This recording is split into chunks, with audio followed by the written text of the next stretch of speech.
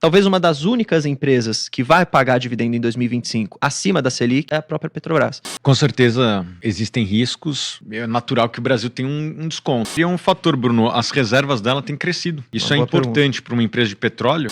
Acho que foi a primeira vez que eu concordei com o Lula na minha vida, foi quando ele falou assim... Na minha opinião, está certo. Eu também acho.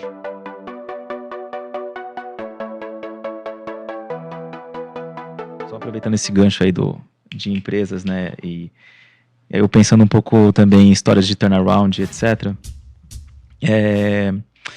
Assim, exemplificando um caso aqui, né, que eu acho que foi um caso de sucesso de turnaround, e acho que também dá para emendar depois para questões de FIIs, etc. também, que foi a Tenda, né.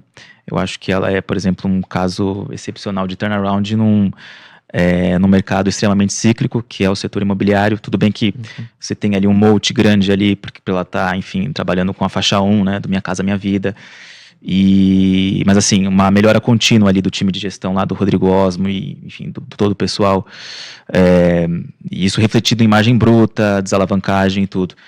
Todo esse ponto, eu estou querendo dizer assim, você acha que, assim, quais setores seriam também, na sua visão, ou empresas específicas que estariam contando uma história de turnaround interessante para o investidor, ou se esse momento esse pequeno bull market que a gente está falando, ele talvez ainda seja para reiterar o investimento em ações que sejam boas pagadoras de dividendos, ações mais defensivas, na sua visão?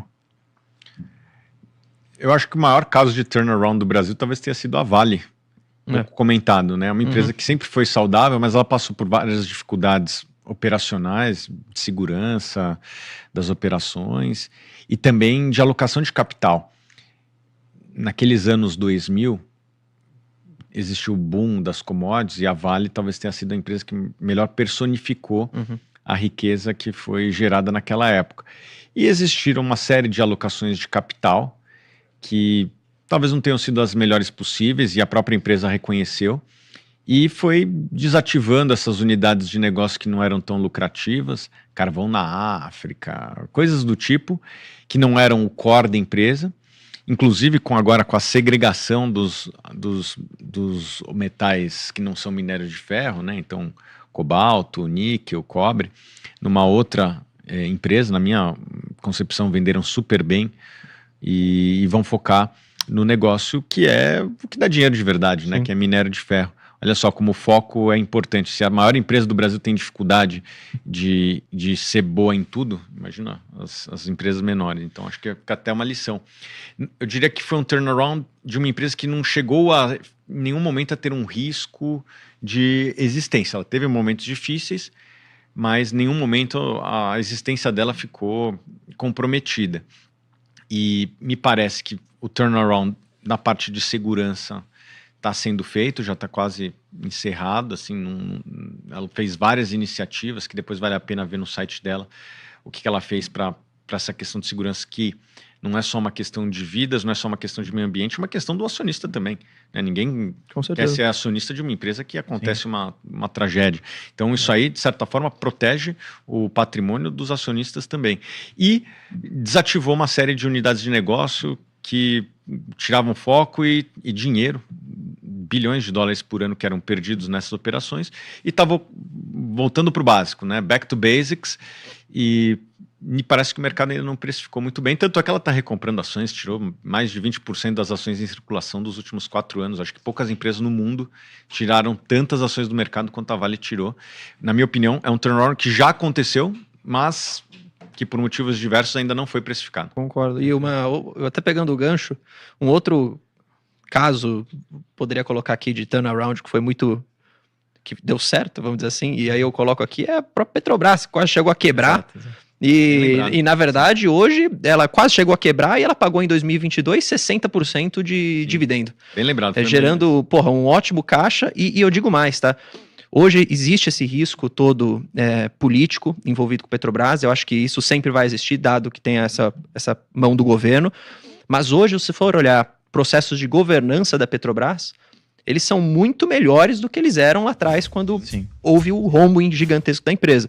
Então, acho que existe o risco, mas hoje ele é muito menor. E, às vezes, o mercado não Não percebe isso. Eu não sei a opinião de vocês, e aqui a gente tem um analista, você também conhece bastante, mas vocês também não têm essa visão, assim, de que hoje o mercado ainda penaliza a Petrobras como se ela fosse a mesma empresa do passado? Sim.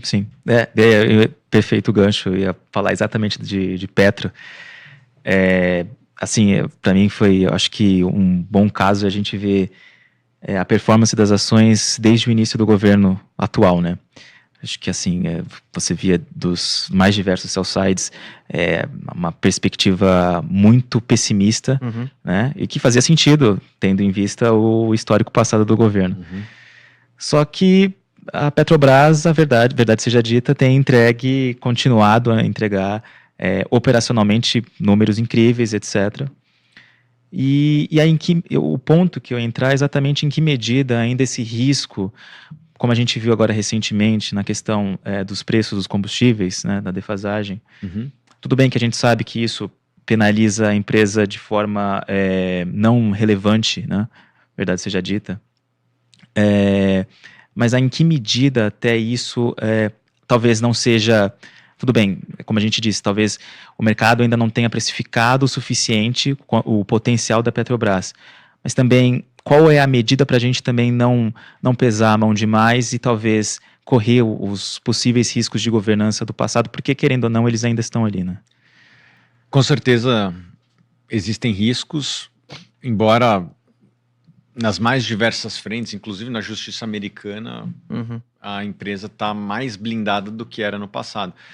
Hoje ela tem um compliance independente, tem a questão da lei das estatais, tem os acordos feitos com a justiça americana que blindam muito os acionistas, né? E tanto é que, pelo menos por enquanto, a gente não ouve falar de nenhum escândalo de corrupção. E no próprio número da empresa a gente não vê isso também, né? A empresa continua saudável. Se tivesse tendo os erros que foram cometidos no passado de já Capex, começaria a aparecer.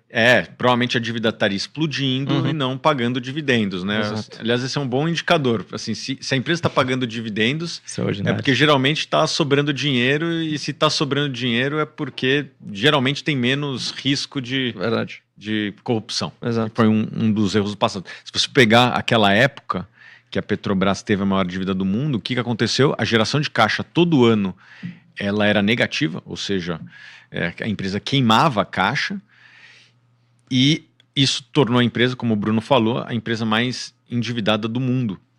E em algum momento os dividendos tiveram que ser cortados.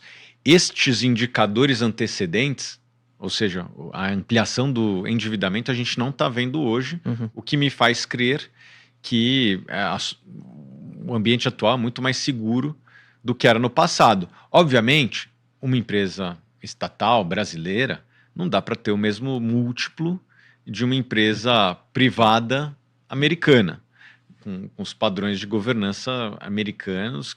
Se tivesse acontecido nos Estados Unidos o que aconteceu no Brasil, o pessoal iria em cana e não sairia depois.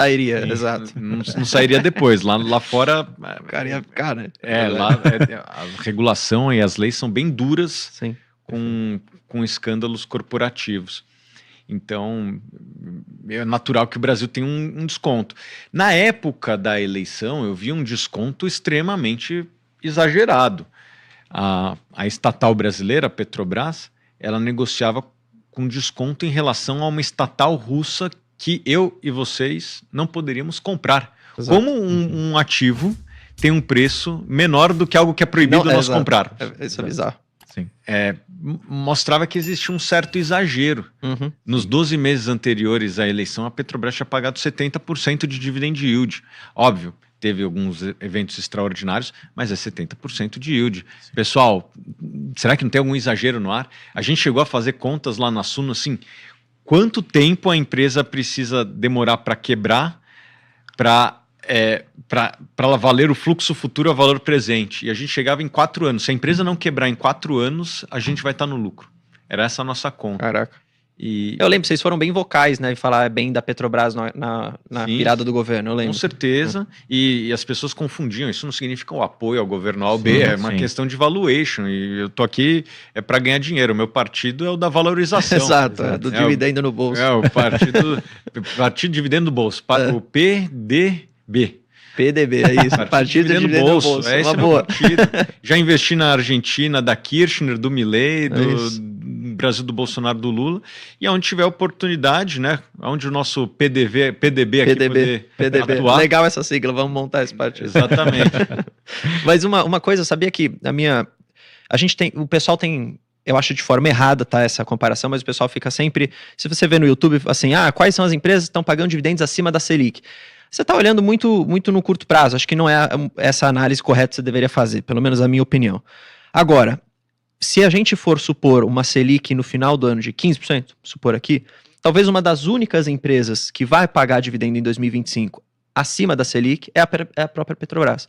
Então, assim, para o cara que às vezes quer fazer essa comparação, que não acho ser a mais ideal de se fazer, hoje a Petrobras tem um yield projetado 2025 de 15%, pelo menos. Se você pegar uns caras mais otimistas, os caras vão para 20 e pouco.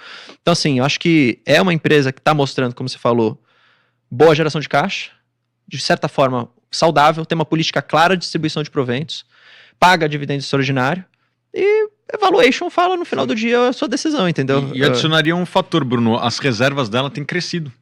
Isso também. Isso é importante para uma empresa de petróleo, né, que quem está acompanhando às vezes conhece, às vezes não conhece tanto, mas a empresa tem as suas reservas e obviamente ela vai consumindo. Para produzir, você tem que consumir aquele estoque que você tem de reservas. E a Petrobras, nos últimos anos, ela tem conseguido ampliar as reservas numa velocidade maior do que o que ela tem consumido. O que é muito bom, e de maneira orgânica, sem fazer M&A, como é o caso dos Estados Unidos. Nos Estados Unidos, essas grandes empresas é só M&A, é compra, venda, e vai crescendo comprando reservas. A Petrobras não tem esse perfil. Ela tem conseguido ampliar suas reservas, supostamente reservas de alta qualidade, porque o pré-sal deve ser a melhor reserva do mundo, descoberta nos últimos 20 anos. Os últimos 25 anos. E sem gastar dinheiro, né, de M&A, que isso aí custa. Comprar reserva é fácil, quero ver e encontrar. Exato. E a Petrobras tem encontrado, isso sem falar da opcionalidade, que é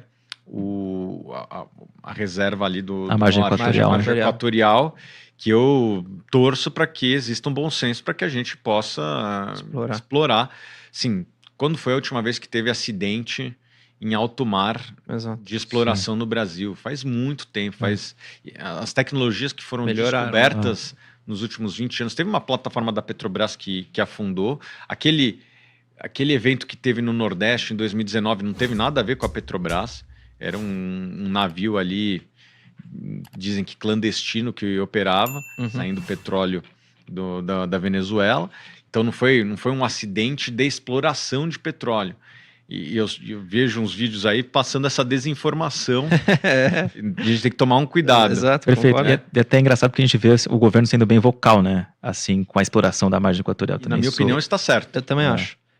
Acho que foi a primeira vez que eu concordei com o Lula na minha vida, foi quando ele falou assim, cara, a gente precisa estudar. Deixa os caras estudarem para ver se faz sentido. E depois a gente vê. Não pode ficar ele falou, não pode ficar nesse lenga-lenga aí de não sair as coisas. Acho que foi a primeira vez na minha vida que eu concordei com esse cara. E tem uma coisa que é importante que os órgãos ambientais tenham em mente. Se nós não repusermos as reservas do pré-sal, nós vamos voltar a ser um país importador de petróleo. Nós vamos passar a ser um país mais pobre. Um país mais pobre investe menos em saneamento, investe menos em várias outras frentes. A gente vai ter menos investimento em ferrovia. Isso significa outros impactos ambientais também. Às vezes o cara só está olhando o primeiro movimento do xadrez. O que você faz no primeiro movimento do xadrez? Eu não sou um grande enxadrista, gostaria de ter sido. Mas uma coisa que eu descobri ao longo das minhas jornadas de estudo é que o primeiro movimento do xadrez já vai ditando tudo. Ele impacta o último.